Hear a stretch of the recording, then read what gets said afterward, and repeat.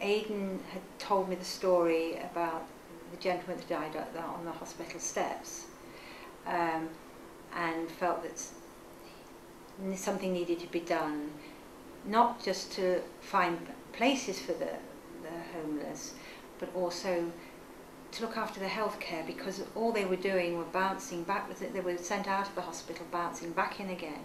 It was just like having a sticking plaster on and falling off back in again. Our concerns were that the patient came in, no place for them to go, or they belonged to hospital.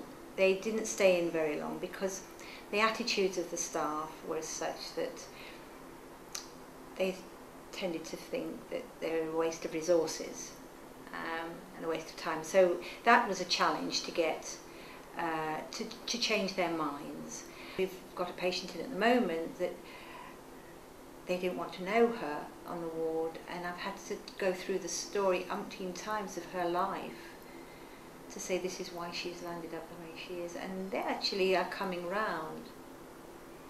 And it's the longest she's ever stayed in hospital. She's usually out within a day.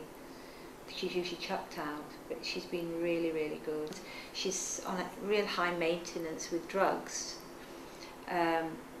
She's only 7 stone, but the amount of drugs she takes on the streets, you wouldn't give in a hospital, especially with her weight.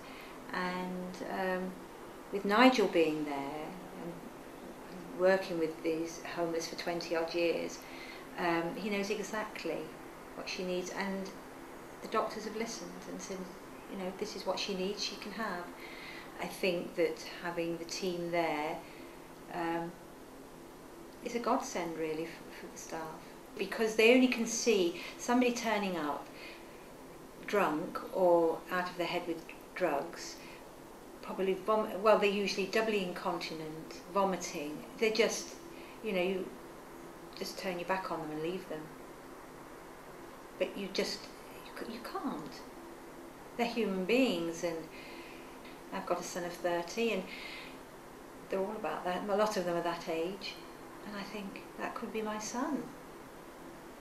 And I hate to think anybody would be treating him the way that some of them do.